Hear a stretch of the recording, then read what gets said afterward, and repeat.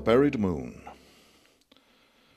The people who lived in that wild and watery wilderness of the fens loved the moon.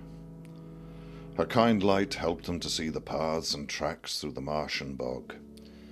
Because the old fen was a fearsome place, especially at night. When the moon was not shining, the boggarts and bogles, the dead things, the crawling horrors came out to make mischief and terrify the travellers. But when the moon shone so brightly, the fenmen could fish and go about all the business that those old fenmen did. I must go and see for myself this Fenland, where they love me so much, the moon said. So she wrapped herself in a big black cloak with a hood to hide her light.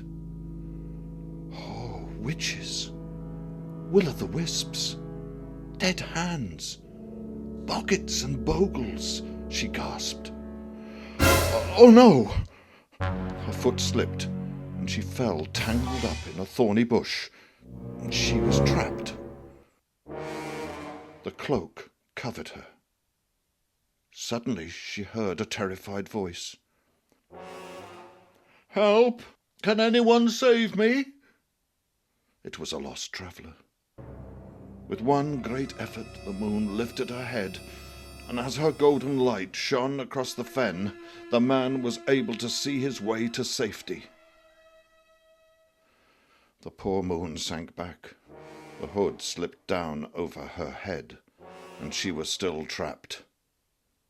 Then the creatures of the dark gathered round her, taunting her.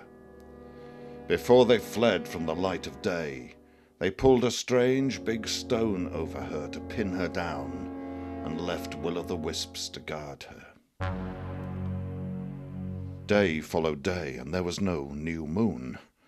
The creatures of the dark crept up to the fen folks' cottages and terrified them.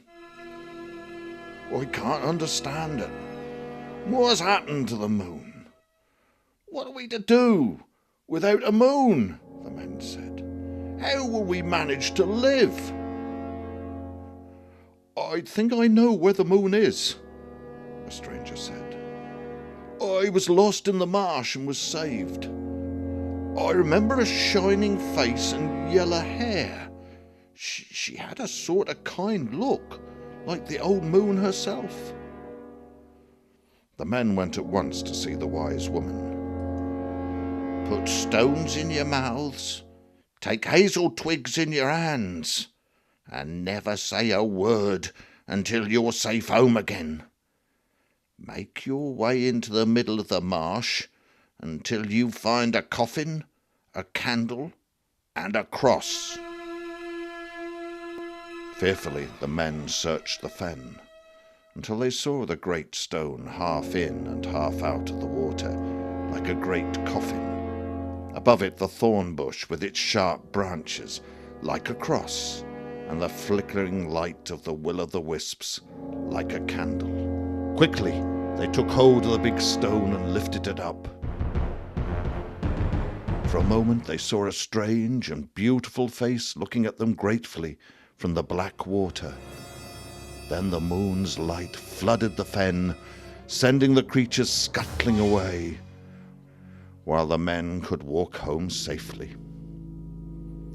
Ever since then, the moon has shone more brightly over the fens than anywhere else.